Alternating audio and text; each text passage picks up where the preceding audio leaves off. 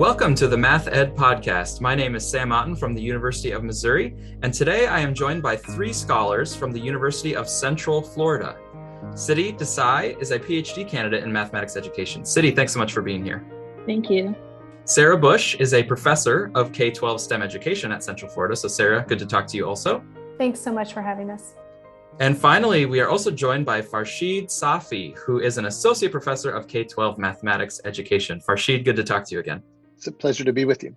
We're going to be discussing Siddhi, Sarah, and Farshid's recent article in the Electronic Journal for Research in Science and Mathematics Education. And the article is titled Mathematical Representations in the Teaching and Learning of Geometry, a review of the literature from the United States. And before we get into that article discussion, Siddhi, Sarah, and Farshid did ask me to start by acknowledging the hard work, the heart work, and the expertise of K-12 mathematics teachers.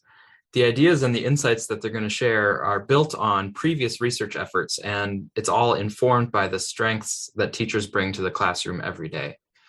But I do want to go into this literature review where you looked at the research, and I wonder if you could tell us what the original motivation was for doing this literature review on representations and geometry in the literature. Sure. So some of my early work as an undergrad and master's student, along with Dr. Safi and Dr. Bush, was really focused on representations and multiple senses of that word. So like representations in terms of mathematical representations, which was a project that Dr. Safi and I worked on when I was an undergrad student. And then also representations in terms of like people, fairness, and equity, which all three of us worked on when I was an undergraduate / early master's student. And so particularly for this paper, that's kind of where the representations piece came in from. And then for the geometry piece, for my dissertation, I knew I wanted to focus on something relating to connections between math, art, culture, and history, and really just ways that we can integrate these ideas into our classroom teaching. And so geometry really allows us to have this natural way to have these conversations.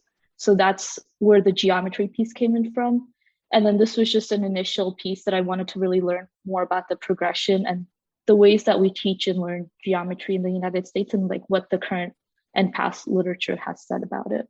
You know, one thing that Siddhi's not mentioning is while her ideas about this work have been long-standing, even before she was in our graduate programs, you know, this actual literature review really, there was a little bit of push for it in her doctoral seminar class. We work for writing for publication, and in that class that I teach, and one of the things we talk about at the beginning of the semester is that, you know, they should focus on writing something that is going to eventually inform their dissertation. And Siddhi did such a great job being, you know, so thoughtful about that. And she just jumped in and pulled together what, you know, she had, you know, she could kind of look into the future of all the different areas of math she was wanting to pull into her dissertation and weave that into this literature review.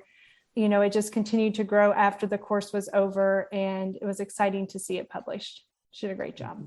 And if I could add one more thing to that, Siddhi is a brilliant scholar, brilliant teacher, and also a phenomenal, brilliant artist. And so much of her own art focuses on geometry and geometric patterns. And so to not bring the literature, the research components, the teaching, and the geometry together almost felt like a disservice to her brilliance and her talent, and to also to push the field forward in these directions. Yeah, that's excellent to hear how it all kind of came about, and now it's in the world where others can read and learn from it and think about these ideas. I am curious about, you know, I've done literature reviews, and probably a lot of the listeners have pulled together some articles to sort of make a case for something or to draw a theme. But in this case, you were drawing from multiple threads, as you were talking about. And so I wonder about that process of gathering and analyzing the research literature. What was the most fun aspect of that process? And then also maybe what sort of came to be a challenging part of that process? So I think the most fun part was definitely looking into that literature, because I think as we've talked about with the previous question, I've been interested in geometry, and it's been more so through like some of the art connections and then also just the cultural connections. But really learning and delving deeper into the literature was definitely a lot of fun.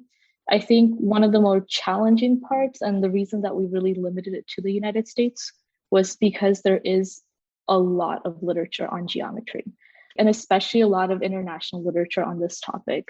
So we really, for the purpose of this paper, wanted to narrow it down to be more manageable.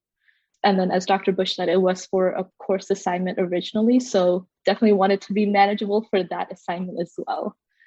Even though we did focus on the US for this particular paper, particularly the frameworks, we did draw on from a lot of international literature just because those do inform the ways that we teach and learn geometry in the US. And then a lot of my current work, which is focused on ethnomodeling and ethnomathematics combined with geometry, is absolutely informed by international perspectives, both because of the multicultural aspects and the ethnomathematics aspect really draw on international literature and research. Yeah, I think that's a good clarification that the literature review is focusing on studies in the United States, but those studies use ideas from other parts of the world sometimes. And so that in that way, it makes its way into this. I wanted to kind of lay out the three main research questions that you answered here, and then I want to hear a little bit of what you found on each of these three elements. The first one is about those frameworks, like which frameworks have guided the teaching and learning of geometry in the US. Then you also had a question about what does the teaching and learning of geometry in the US look like, and what is the role of mathematical representations in the teaching and learning of geometry? So let's go ahead and take those one at a time. So first of all, what was a main theme that came out when you looked at the literature with regard to frameworks for geometry teaching and learning? One of the reasons that we added in, so while the paper focused on mathematical representations, one of the reasons that we really added in the framework section was because thinking about the evolution of the teaching and learning of geometry in the US, to look at some of those international perspectives and bring that in. And then I think more so with a lot of the recent work I'm doing, I think we do need more updated frameworks. And this isn't included in the paper, but I know that's something that I'm thinking through and that the three of us are thinking through together, is really creating or having an updated framework that allows us to bring in students' identities and really have that representation within our geometry classroom. I think one of the aspects as far as the frameworks are concerned is to make sure that we don't keep who we are as people, whether it's our students in our schools or who we are as scholars. We don't separate our lived experiences from our academic experiences.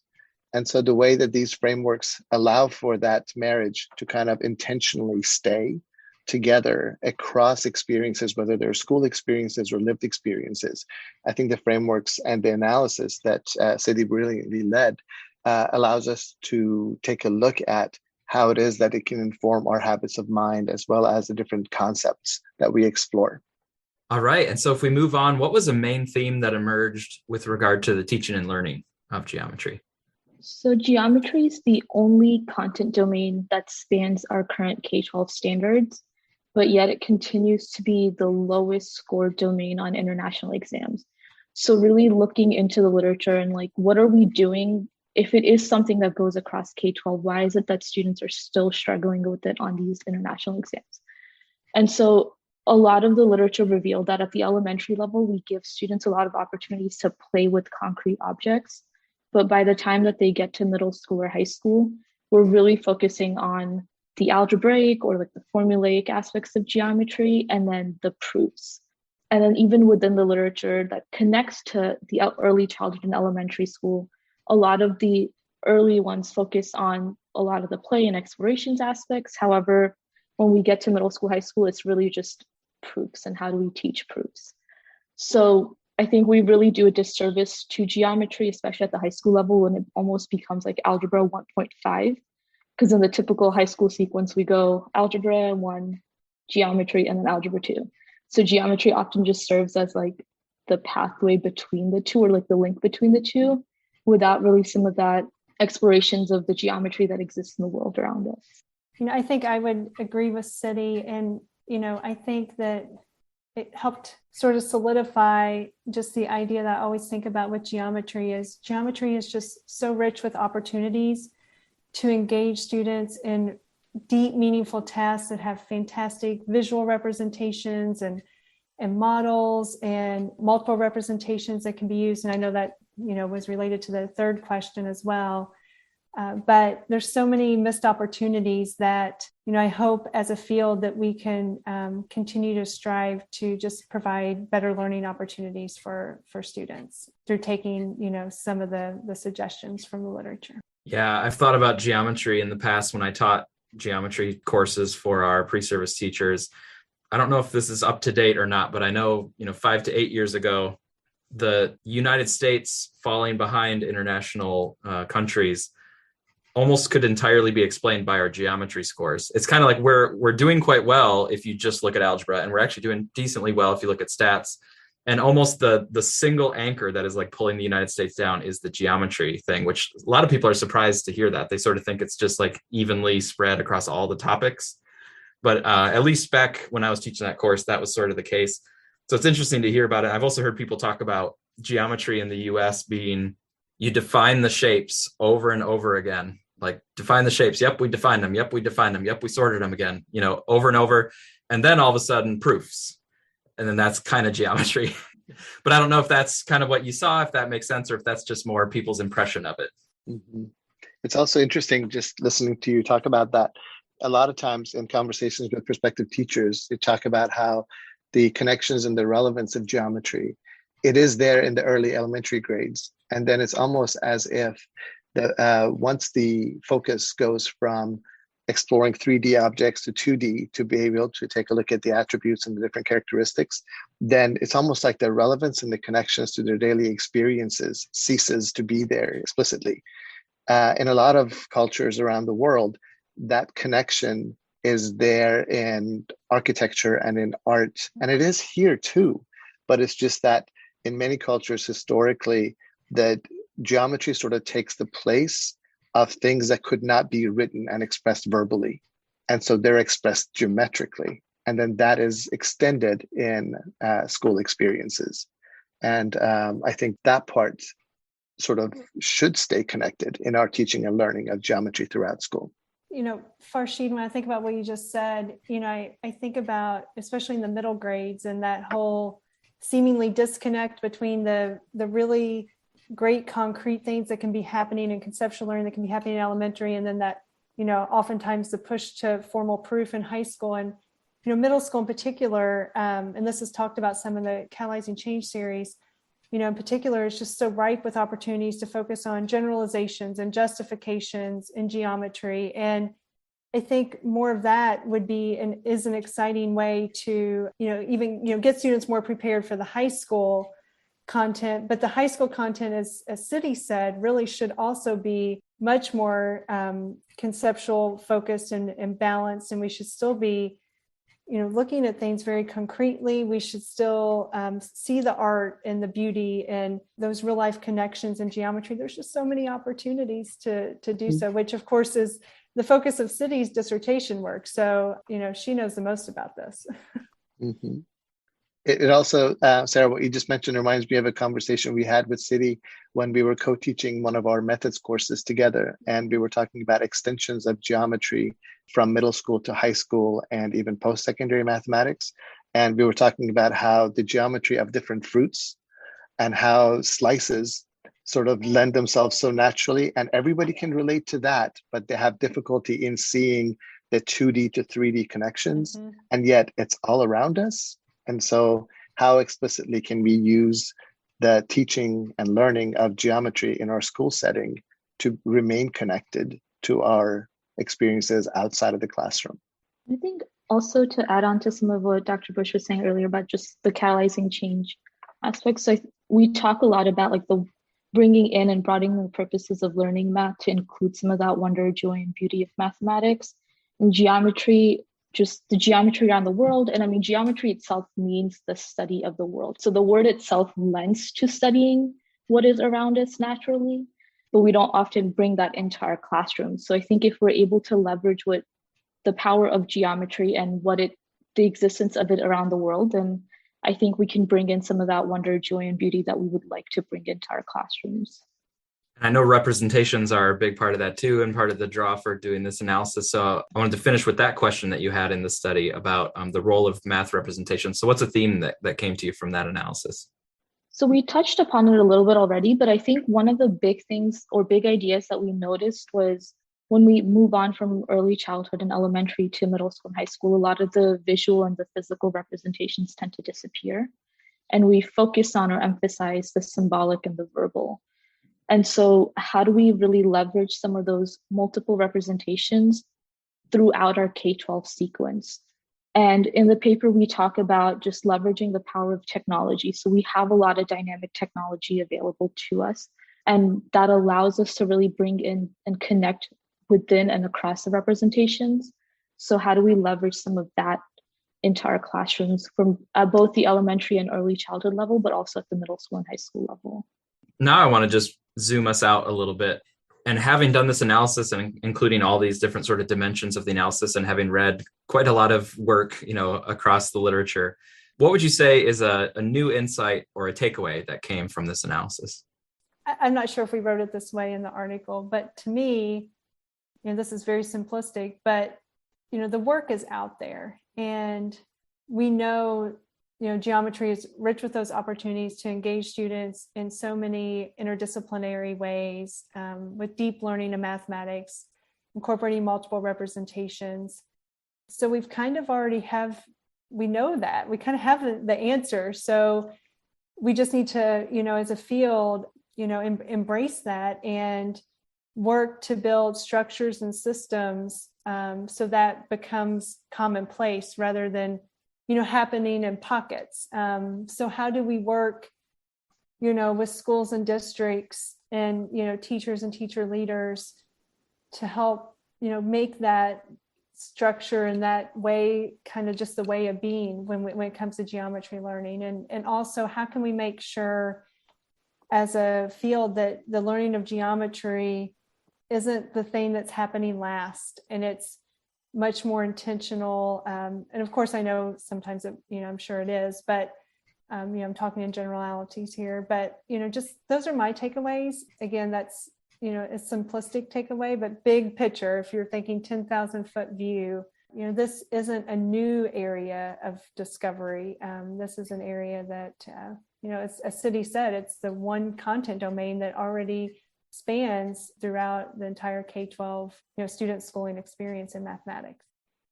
Sarah, that also makes me think of a different collaboration that the three of us were on, related to understanding geometry and in making sense of gerrymandering.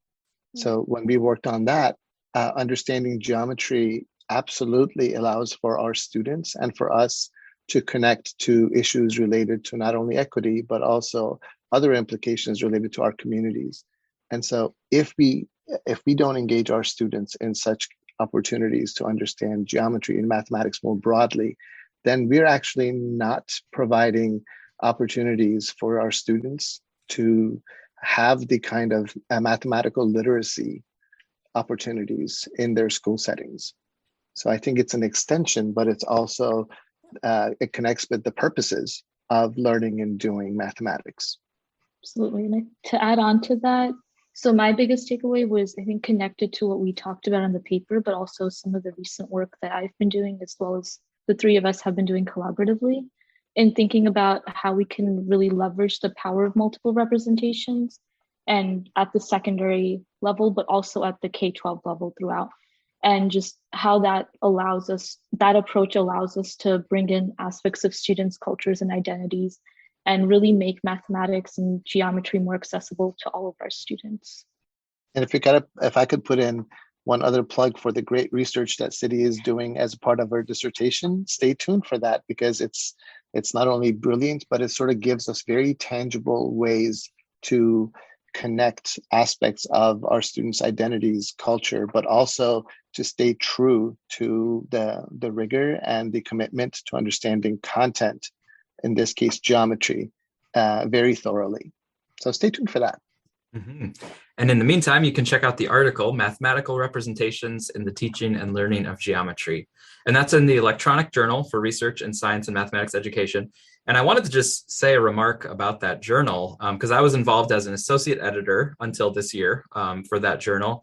And the reason I supported that journal and I, am fond of it is because of the open access nature of, allowing the research to be shared internationally, just with anybody who has an internet connection. And Sarah Quebec-Fuentes is running the math side of the journal, and Mark Bloom is running the science side. And it's also a really nice space for some connections between math and science, but also allowing, room for mathematics work itself and science work itself. So I enjoy the journal, and I enjoy the review process that is very supportive fairly prompt kind of review process, which I appreciate. And the fact that it's a reasonable number of reviewers. Sometimes it's hard to fight through 4 or 5 reviewers when they're all contradicting each other and asking for different things. And so I feel like it's a good process and a good journal. And I wonder how your experience was with the journal. Echoing all of that. So I think one of our main reasons for submitting to that journal was because of the open access nature of it. So it provides for more accessibility. And then also because it is international, and some of the perspectives that we did include in this paper drew on from those international perspectives, and the work that we're doing next connects to some of those international perspectives as well. One thing I like about the journal, I completely agree with Sam's perspective as an associate editor, as well as Siddhi's as leading this manuscript. But I really appreciate the different variety of manuscripts that they accept. They accept original research, empirical papers, but they also accept theory papers, new perspectives and teaching strategies. It's really an outlet that I think embraces all the different facets of the work that faculty members and the stakeholders that we collaborate with, and others that are doing this work as well. It really represents all the different ways that we engage in mathematics teacher education, and of course science and STEM and integrated teacher education as well. And I really like that about this journal. All right, great. Well, I have one question that I like to ask at the end. This is from my friend Aaron Brackenecki. Used to ask it when he was in graduate school, and I've borrowed it from him for years now. And I want to hear from all 3 of you. I'd be curious what kind of variety of answers we might get. But you're all doing math education of one sort or another at the University of Central Florida. But I wonder, if you weren't in math education, what might you imagine doing as an alternative career? So I'm going to start with Siddhi. So I'd say probably something with art or photography. So when I applied to my undergrad program, I actually applied to both education programs as well as art programs, because I was debating between the two. So I'd say art or photography. Great. Sarah? Well, I think if I wasn't in the position I'm in, or wasn't in academia or a former math teacher, I think I would love to be a realtor. I love houses. I'm obsessed with just looking at houses and thinking about what you can do, and how you can change and update and all those sort of things. I also could see myself doing something with dogs. Again, I'm going totally different direction here, which I think I would actually do if I wasn't in my current position. So I think houses and dogs. I see a collaboration that could happen though with Siddhi, because any realtor needs a very good photographer. That's actually what sells the house, And then you could say, which neighborhoods are dog friendly, and then you could work that into. Can we invest in either of those 2 dreams?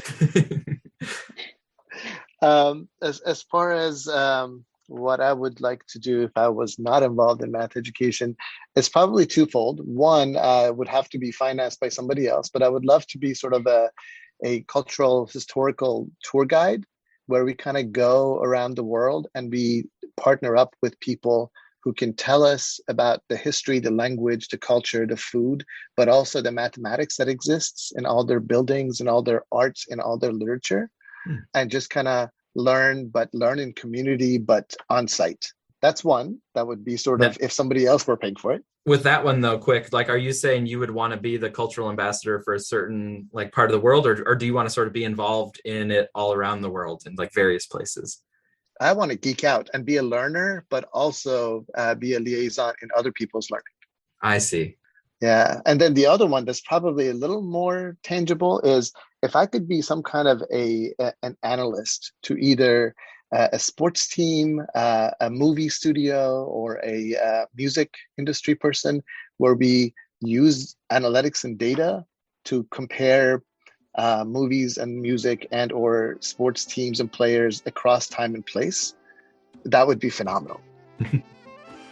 All right. Well, interesting group of folks there down in Central Florida. I really very much appreciate the work that you did together, and it's great to have all of you here to talk about it. So thanks for being here. Thank you for having us. Thank you so much. Thank you so much.